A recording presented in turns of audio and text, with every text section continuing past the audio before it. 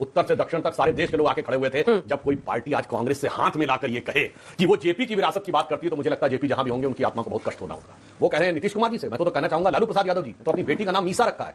मीसा उस समय दुर्दांत एक्ट था जिसका नाम था maintenance of internal security act, जिसमें आपको सरकार उठा के जेल में बंद कर सकती थी बगैर किसी आरोप के, और आप बेल के लिए कोर्ट में अप्लाई भी नहीं कर सकते थे। आप जब तक चाहेगी सब पार्टी ने अगर उत्तर प्रदेश में चले जाए तो जिनके साथ गठबंधन किए बैठे अपना दल परिवारवादी पार्टी, निषाद पार्टी परिवारवादी पार्टी, राजभर पार्टी परिवारवादी पार्टी, और आदरणीय कल्याण सिंह जो मुख्यमंत्री थे उनका बेटी पोता बहू सब आपकी पार्टी में, और आप हमें परिवारवाद सिखा रहे हैं। लेकिन परिवार निरक्षुत नीति, ये राम राज्य की अवधारणा कांग्रेस पार्टी की है, और भारतीय जनता पार्टी राम राज्य की अवधारणा की तुलना किससे करती है? जो नरेश अग्रवाल ने की थी। नरेश अग्रवाल भारतीय जनता पार्टी के ऐसे नेता हैं जिन्होंने विस्की से, रम से भगवान विष्णु भगवान राम की तुलना की। मैं इसकी कड़ी निंदा करता हूं। अंजना की बात क्या, और मैं कहता हूं जाके चेक करिए कांग्रेस ने जो उस जमाने में किया, पहले उन्होंने पीवी पर हटाया, फिर फंडामेंटल राइट्स में राइट टू प्रॉपर्टी हटाया, फिर बैंकों का नेशनलाइजेशन किया, फिर पीएसयू का नेशनलाइजेशन किया, फिर कमिटेड जुडिशरी की बात कही, वित्रों के अनुसार केजीबी नंबर पार्ट पढ़िया, उसके बाद संविधान का प्रेएम्बल बदल के सेकुलर नहीं सोशलिस्ट शब्द बोला, सब केजीबी के इशारे के ऊपर हो रहा।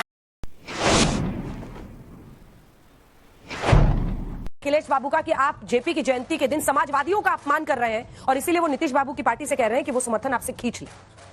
जेपी की जयंती के दिन जब जेपी ने समग्र क्रांति की थी तो क्या नारा था कि जाग उठी तरुणाई है, जेपी ने अलग जगाई है, भारत के नवयुवकों जागो, क्रांति तुम्हारे द्वार पे आई है। किसके लिए क्रांति थी? कांग्रेस के अत्याचारी शासन के विरुद्ध जेपी मूवमेंट खड़ा हुआ था। उत्तर से दक्षिण तक सारे देश के लोग आके खड़े हुए थे। जब कोई पार्टी आज कांग्रेस से हाथ मिलाकर ये कहे कि वो जेपी की विरासत की बात करती है, तो मुझे लगता है जेपी जहां भी होंगे उनकी आत्मा को बहुत कष्ट होना होगा। वो कह रहे हैं नीतीश कुमार जी से, मैं तो कहना चाहूंगा लालू प्रसाद यादव जी तो अपनी बेटी का नाम मीसा रखा है। मीसा उस समय दुर्दांत एक्ट था जिसका नाम था maintenance of internal security act, जिसमें आपको सरकार उठा के जेल में बंद कर सकती थी बगैर किसी आरोप के, और आप बेल के लिए कोर्ट में अप्लाई भी नहीं कर सकते थे। आप जब तक चाहेगी सरकार तब तक आप जेल में रहेंगे, और इस आधार पर भी जेल में डाल सकती थी अगर आप सार्वजनिक कह रहे हो इंदिरा गांधी सरकार हटानी है। उसके खिलाफ जेपी मूवमेंट था। तो मुझे लगता है पहले तुमको कहना चाहिए कि आप कांग्रेस से बाहर आइए, उसके बाद आप वो नैतिक आधार पाएंगे कि जिसपे आप हमसे कुछ कह रहे हैं। समाजवादी तो हम हैं, समाजवाद के झंडा बरदार यही है। तो मैं बताना चाहता हूं, समाज पहले भी मैं बोल चुका हूं, बहुत बड़े प्रख्यात समाजवादी कवि थे अदम गोंडवी। उन्होंने समाजवादियों में आई विकृति के लिए स्वयं एक कविता लिखी थी। उन्होंने लिखा था कि काजू भुना है प्लेट में, विस्की गिलास में, उतरा है राम राज यूं विधायक निवास में। और आगे उनकी लाइन है कि पक्के समाजवादी हैं तस्कर हो या डकैत, ये हमारी नहीं है लाइन, पक्के समाजवादी हैं तस्कर हो या डकैत, कितना असर है खादी के उजले लिबास में। ये तो समाजवादी की जुबानी, समाजवादियों की कहानी। इसलिए वो जब हमसे कहते हैं, और एक बात मैं कहूंगा, जेपी दो चीजों के अगेंस्ट में थे। एक, वो कहते थे जात पात की बात नहीं होनी चाहिए और परिवारवाद नहीं होना चाहिए। याद करिए नीतीश कुमार जी ने भी जब आरजेडी के साथ गठबंधन आखिरी दौर में था, कर्पूरी ठाकुर जी के सम्मान में सभा थी, तो वो क्या बोले थे नीतीश कुमार जी कि कर्पूरी ठाकुर जी अपने परिवार के किसी व्यक्ति को नहीं आगे बढ़ाए, हम भी उन्हीं के आदर्श पे चले हैं, हम नहीं बढ़ाए। पूछे जेपी का कोई व्यक्ति है? नीतीश कुमार को मत कोट कीजिए ज्यादा, कब वो पलट जाएंगे? नीतीश कुमार ही कहते थे, लेकिन फिर वो गए ना तेजस्वी बाबू के साथ सरकार बनाई। उन्हें पता नहीं था लालू जी के बेटे हैं और परिवार में ही हमेशा रहती है सत्ता। मगर जनता परिवार में इकलौते हैं जो अर्स्टवाइल जनता परिवार होता था, जनता दल के जो डिफरेंट सेक्शन हैं, जनता दल यू से लेके एस तक और समाजवादी पार्टी तक, तो परिवारवाद, जातिवाद, कांग्रेस के साथ खड़े होकर। अनुराग जी आपके पास पहले आ रही है, उसके बाद अभय जी के पास जाऊंगी। आदम गोंडवी की कविता उन्होंने कोट की है, समाजवाद पर उन्होंने तीखा प्रहार किया था, जो हाल हो गया था। आज के जो समाजवादी नेता हैं वो कैसे जेपी की विरासत के झंडा बरदार अपने आप को कह सकते हैं? देखिए, उत्तराधिकारी कैसे कह सकते हैं? क्यों नहीं कहेंगे? क्योंकि हम अन्याय के, फैमिली पॉलिटिक्स हो गई, फैमिली लिमिटेड पॉलिटिक्स। ऐसा नहीं है, अन्याय के खिलाफ हम लड़ रहे हैं।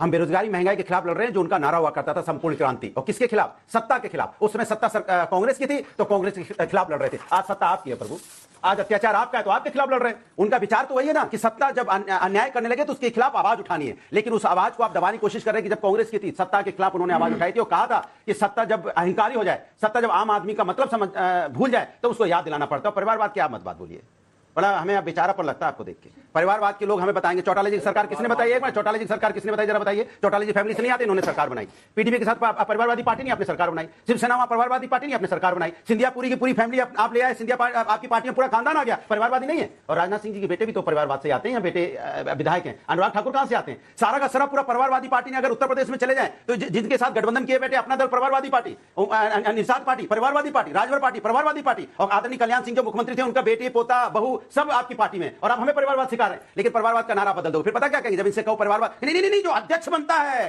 पार्टी का, जो अध्यक्ष बनता है वो परिवार होता है। अरे बच्चे बीवी कोई परिवार में नहीं आते, भाई बहन कोई परिवार में नहीं आते। सवाल है कि आपके पास कहने को कुछ होता नहीं है जनता के लिए, आप जनता के मुद्दों पे चर्चा नहीं करना चाहते। जेपी, आप बताइए जेपी एनआईसी आपने क्यों बंद कर दिया? अगर हम जेपी आज उनका पुण्यतिथि पे हम जाते माल्यार्पण करने के लिए तो आपने बैरिकेडिंग लगा दी।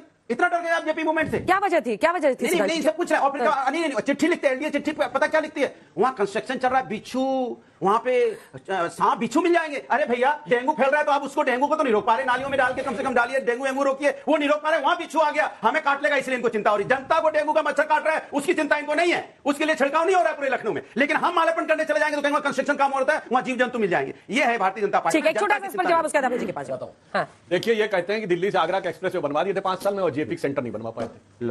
बताइए, मतलब बताइए, एक बिल्डिंग बनवाने में इनको 5 साल से ज्यादा चाहिए थे और एक्सप्रेसवे का दावा करते हैं कि 500 किलोमीटर की सड़क बना दी थी। वास्तविकता यह है कि जेपी की विरासत से इनका कोई अब लेना देना नहीं रह गया। और जहां तक ये परिवारवाद की बात करते हैं तो मैं कहना चाहता हूं, इनके लिए एक क्वेश्चन है, जैसे वो केबीसी में क्वेश्चन नहीं आता, एक व्यक्ति परिवार का जिसके पास कोई राजनीतिक पद ना हो। आज इनके 5 सांसद हैं, कौन है? भैया, भाभी और भाभी जी के 3 देवर। ये है इनकी पूरी पार्टी। अच्छा, ये होता है परिवारवाद। 10 सेकंड लगा, आप बताइए। नहीं, भैया भाभी बोला, ये बताइए जो 5 सांसद किसने चुना? उनको किसने चुना है? उत्तर प्रदेश की जनता ने वोट देके चुना है। वो कोई सिग्नेचर से नहीं हो गए, जनता ने वोट दिया। जीत गए, आपके पेट में दर्द क्यों हो रहा है? अगर उनके भाभी जीत गए, भैया जीत गए, भाई जीत गए, आपके पेट में दर्द क्यों? परिवार होगा तो लोग जीतेंगे, परिवार नहीं होगा तो नहीं होगा। अब जिसका परिवार है, भैया भाभी और 3 देवर के बीच आप लोग इस वक्त कहां खड़े हैं? देखिए, जेपी की विरासत और जेपी का पूरा आंदोलन ही कांग्रेस पार्टी के खिलाफ उस वक्त था। आप उस पार्टी के साथ हैं जो अपने आप को कहती है कि हम उस विरासत को आगे ले जा रहे हैं, लेकिन सवाल यह है कि इस जेपी वाली पूरी लड़ाई में आप लोग कहां खड़े हैं? अंजना जी, मेरे विद्वान साथी सुधांशु त्रिवेदी जी भारतीय जनता पार्टी के बहुत अच्छे प्रवक्ता हैं, उनके प्रति आदर व्यक्त करता हूं। लेकिन काजू भुने प्लेट में और विस्की गिलास में से रामराज्य की तुलना चाहे किसी कवि ने की हो, मैं उसकी गौर निंदा करता हूं। देहिक देविक भौतिकता पर रामराज नहीं कही हुई व्यापा, सब नर करही परस्पर प्रीति, चलई सर्वधर्म निरत श्रुत नीति। ये रामराज्य की अवधारणा कांग्रेस पार्टी की है और भारतीय जनता पार्टी रामराज्य की अवधारणा की तुलना किससे करती है? जो नरेश अग्रवाल ने की थी।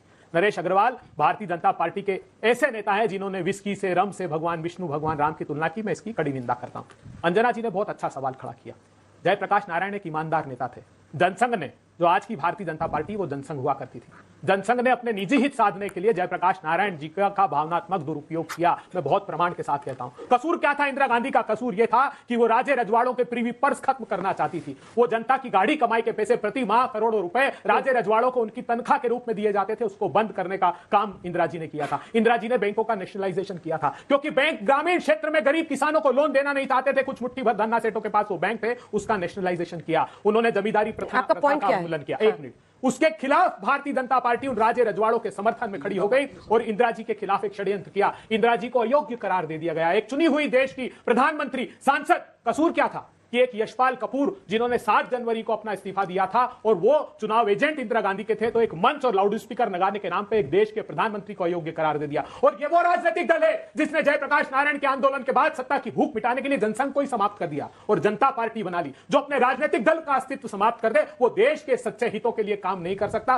तो मैं आज ये कहना चाहता हूं कि हाँ, जयप्रकाश नारायण ईमानदार नेता थे, लेकिन आज भी वही परिलक्षित हो रहा है। जो जनसंघ था, जो राष्ट्रीय स्वयंसेवक संघ था, जो भारतीय जनता पार्टी आज की है, उसका भी चरित्र और कृतित्व वही है। पहले भी सत्यप्रकाश जी एक जवाब, उसके बाद अच्छा बोल लीजिए। एक लाइन में, ज्यादा नहीं। देखिए, ये भी भद्रता से डिबेट करते हैं, परंतु मैं तथ्य में बात कह दूं।